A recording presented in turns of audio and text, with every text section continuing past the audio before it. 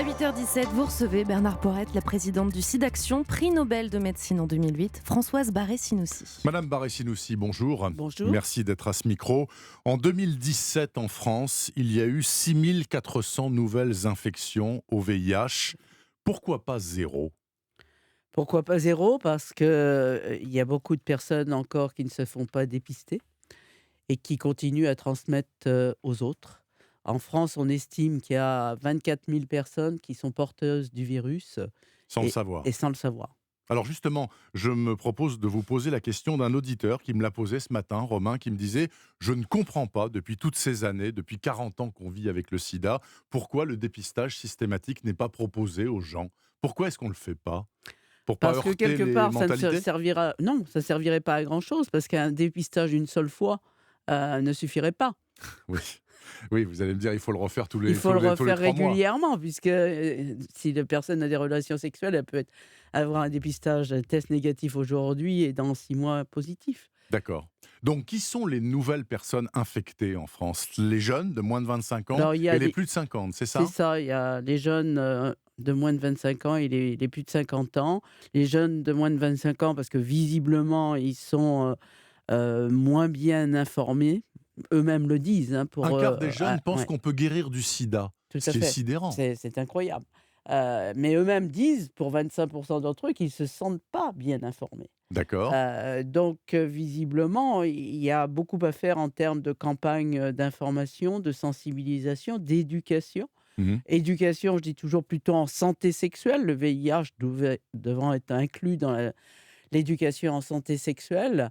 Et il y a aussi une réactualisation des informations, parce que parfois, dans les écoles, dans les lycées, il y a une formation, mais on s'aperçoit que cette formation n'est pas réellement d'actualité. Mhm. Donc, il y a à réactualiser aussi les informations. Et puis, je pense aussi, bien sûr, vous, les médias, vous avez un rôle tout à fait important dans ces campagnes de sensibilisation, mais je pense aussi aux médecins généralistes qui peuvent jouer un rôle important lorsqu'ils voient leurs patients.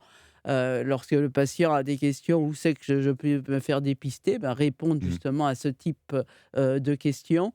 J'ai appris récemment qu'il y a certains médecins, par exemple, ils n'ont pas jamais encore entendu parler de la PrEP, la prophylaxie pré-exposition, et que c'est les Oui. patients eux-mêmes qui leur posent la question: est-ce que je peux avoir une ordonnance pour la PrEP? Et le Ils savent pas ce que médecin répond: c'est quoi?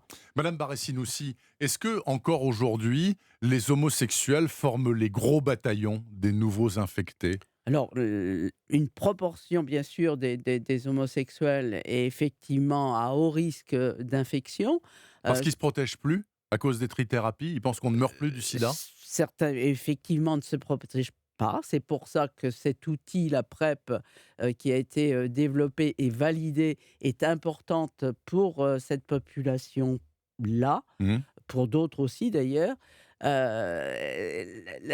L'important, je dirais, dans les outils de prévention, c'est parce que les gens pensent qu'on ne recommande plus le préservatif. Non, non, pas du tout. Le préservatif, bien sûr, on le recommande toujours, mais pour des populations comme celle-là, qui ne vont pas justement utiliser le préservatif, il y a cet outil supplémentaire qu'ils peuvent utiliser pour se Mhm. protéger.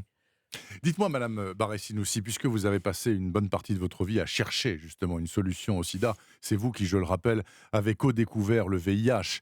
Où en est-on ? Où en est-on d'un éventuel vaccin, par exemple ?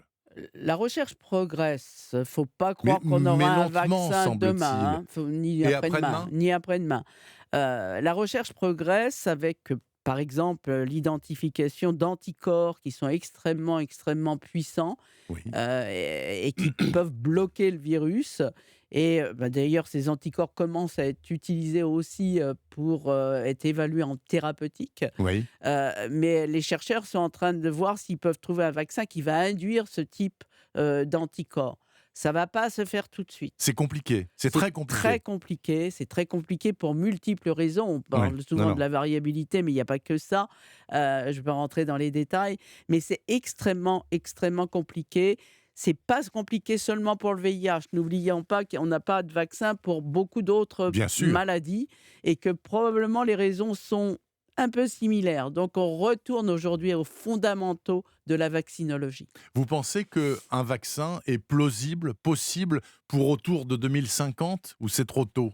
Je ne vais Vous pas savez vous pas. répondre parce que C'est de je la n'en boule de sais cristal rien. Oui, intégrale. exactement, j'en sais strictement rien. Ce que je sais, c'est qu'aujourd'hui, la façon dont la recherche est réalisée est rationnelle et que j'ai beaucoup plus d'espoir qu'il y a, je dirais, une dizaine d'années. Il vous semble évident, Madame Barré-Sinoussi, que le sida n'a plus la même image dans le grand public et même au niveau des politiques qu'il y a 25 ans.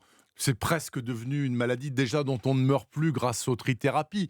Vous voulez rappeler, je crois que les trithérapies, c'est pas anodin du tout. C'est dur, c'est violent et ça a des effets induits. Alors bon, les effets induits, il y en a. Ouais, Pas tout le temps. ouais, La qualité de vie quand même majoritairement c'est chez les remarquable. patients qui sont sous traitement aujourd'hui est bonne. Mais ce qu'il faut bien souligner, c'est que ces trithérapies, c'est des trithérapies à vie. Ouais. Que parfois, il y a effectivement des effets secondaires et qu'il faut à ce moment-là changer le traitement, chez, les patients. Il faut aussi signaler que chez un pourcentage de patients quand même significatif, il y a sur le long terme le développement des cancers, des maladies cardiovasculaires, des troubles métaboliques dont le diabète par exemple, Mhm. sous traitement.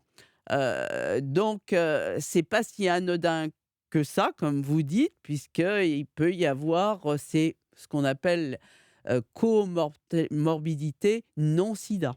Une dernière question, Françoise Barré-Sinoussi. Il apparaît dans certaines régions du monde, semble-t-il, des souches résistantes. C'est-à-dire qu'on est peut-être face à demain une nouvelle épidémie sur laquelle les trithérapies ne fonctionnera pas. C'est une vraie inquiétude dont il faut prendre compte? C'est effectivement une véritable inquiétude. En 5 ans, on a vu passer de 5 à 15 de formes résistantes au traitement chez des personnes nouvellement infectées par l'infection VIH. Ça veut dire que ces personnes ont elles-mêmes été contaminées par un virus, résistant, au traitement.